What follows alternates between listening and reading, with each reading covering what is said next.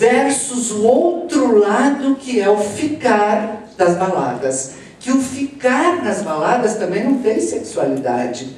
Tem uma coisa de beijo, de abraço, de muito beijo, mas eu pergunto para o meu cliente: e daí, você foi lá e transou com a moça?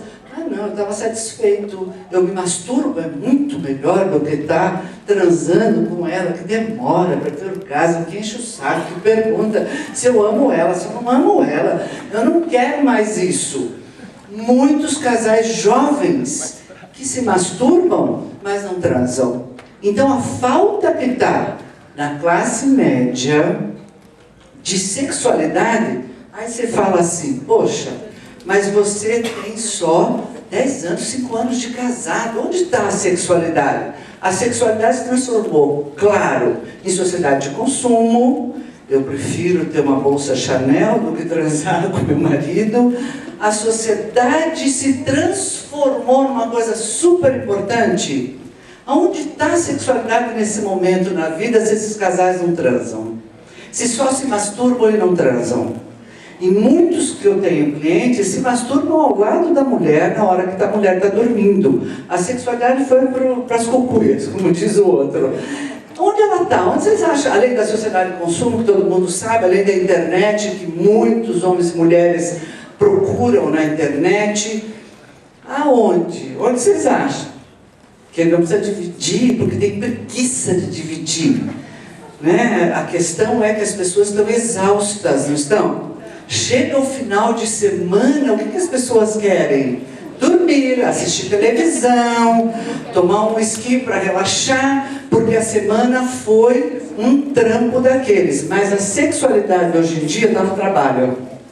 As pessoas trabalham, expressando no trabalho o erótico e o sexual. Porque é lógico que o trabalho dá muita satisfação. Então, houve um deslocamento muito grande para essa questão de trabalhar, ganhar dinheiro, e a sexualidade e o erótico está depositado aí. Então, vamos para frente. Então, quero falar só uma coisa. Quando eu falo do trabalho, vocês vejam ali o que eu coloquei. O sapatinho de cristal virou um tamanco. Dá para a gente pensar que as mulheres ficaram na expectativa. Agora, não pensem que esse sapatinho de cristal ainda não está na expectativa das mulheres. É que, na verdade, além do príncipe que não vem, do trabalho que tem que fazer, das crianças que tem que cuidar. Que sapatinho de cristal, gente, né? Virou aquele tamanho que a gente lava no quintal, como diz o outro. Fala, Felipe. É um exemplo da sexualidade, e é um exemplo de 2014. Aquele é um filme que eu devia ter posto aí, porque ele denuncia tudo isso também, né? Quando a gente pensa que as questões que a gente está falando de sexualidade está no cinema dessa forma, é porque já está no inconsciente coletivo, já está em todos nós, né? Então pense essa história de que as mulheres românticas que ainda tem, fala. O filme. O Lobo da Wall Street. Muitas mulheres ainda estão vivendo essa procura desse príncipe, desse amor romântico. Eu tenho clientes, olha, uma delas advogada, bem-sucedida, ganha o dinheiro dela, separou-se do marido, porque ela disse: eu preciso viver a minha liberdade, eu quero ver o que é a minha liberdade sexual. E aí começou a ter um monte de relações. E eu segurando ela na terapia para que ela não tenha a depressão do day after. O day after significa me ligou, não me ligou, aquela angústia feminina de ficar frente ao telefone na expectativa de que o cara vai ligar para ela. E eu falo: hello, pera um pouco, vamos ver que a gente não vive mais isso. Você não precisa ligar, ele não precisa ligar. As relações estão de outro jeito. Ela sofre, porque ela era uma mulher que ficou aprisionada num casamento durante muito tempo, e quando ela veio para a vida, ela não sabe mais o código. Então ela fica no desespero, à busca de que o cara procure por ela no dia seguinte, no day after. Isso também já não dá mais para viver, né? Então vamos para frente.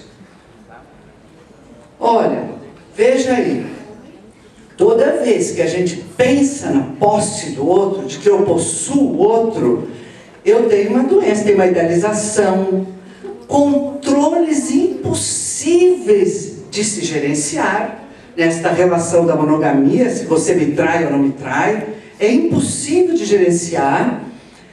Cada um deveria ter o seu território de desejo, né? E estar feliz ou se possuir, e possuir um outro que dá adesão. Veja só o que o Caligares fala. Atualmente o contato Caligares é com quem eu mais me identifico em relação à sexualidade de 2014. E olha o que ele fala. Na minha doutrina, a única traição que realmente importa é a traição a si mesmo. Então, se a gente parar um pouquinho e pensar, podemos ir para frente, que eu acho que lá já tem uma coisa que eu quero mostrar. Então, afinal de contas, traição, gente, a gente está mais livre em 2014 ou a gente está mais aprisionado? A gente, como eu sou um rato da clínica, eu sou uma pessoa que só toda a minha pesquisa, tudo que eu faço através da minha clínica. A escuta da gente é uma escuta difícil, é uma escuta que intoxica. Não é fácil ser psicóloga clínica, eu estou há 46 anos nessa profissão, a gente vai ficando intoxicada, mas o que eu vejo é quanto os terapeutas não têm uma possibilidade de escuta para o que está acontecendo na sexualidade desse momento, que é muito diferente do que era em 1960, até porque em 1960 havia mais liberdade do que tem hoje. Então, afinal de contas, o que existe? A gente chama de traição a possibilidade de você viver outras relações porque você está em busca do seu desejo? Ou é mais importante aprisionar o desejo e morrer de câncer? Nossa, que maldição, hein? Agora sim. Então, o que vocês acham? Que a gente está mais livre ou a gente está mais aprisionado daquilo que o Reich colocou? O Reich colocou, tem que haver uma revolução e é contra a igreja. Na verdade, hoje em dia, não é mais nada disso. A gente fez essa revolução tão esperada que o Reich quis. Existe essa liberdade quando as pessoas vão atrás de outras relações ou atrás dos seus próprios desejos para segurar a barra dos meus clientes e dizer, isso não é traição. Essa é estar em contato com o seu desejo. A culpa acontece do mesmo jeito. Todas as questões continuam, a gente não continua, a gente não está livre do mesmo jeito. O que vocês acham disso? Eu vou falar para ver o que vocês falam, né?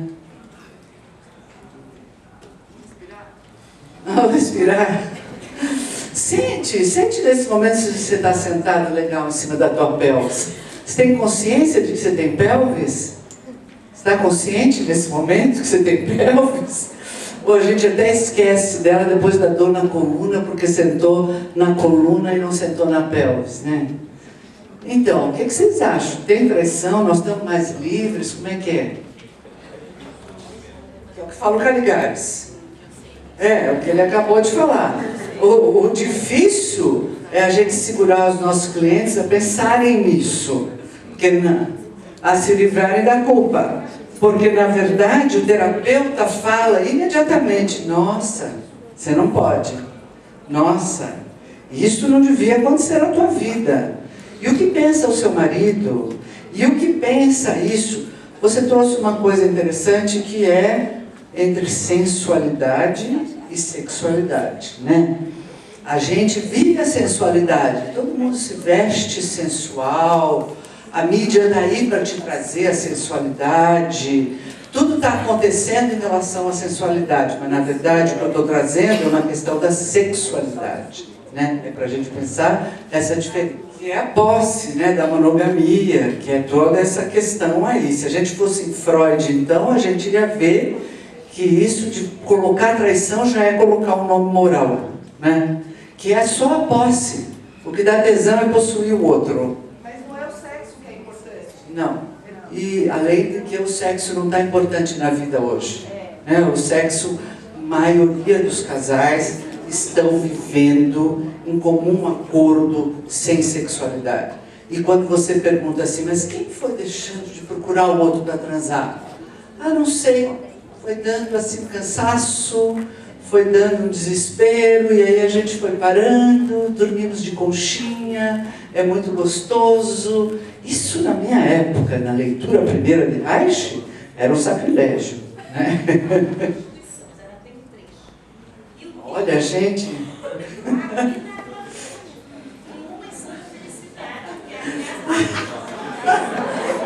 Curitibanos. Dá o microfone para Nazaré, Eliane.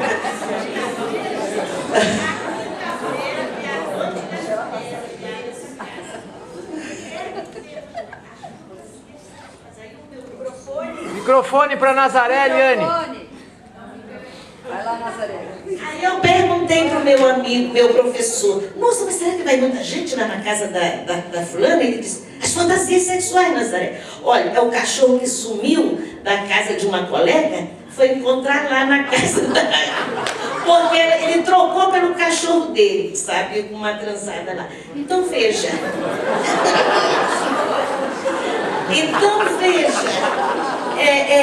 Quando você pergunta aqui, eu queria só fechar isso, que a coisa está se tornando muito mais poder até.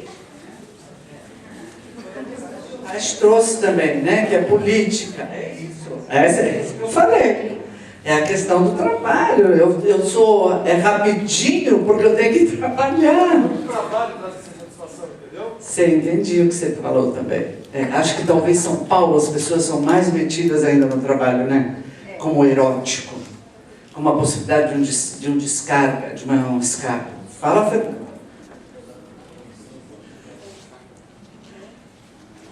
Esse tema, eu adoro esse tema também.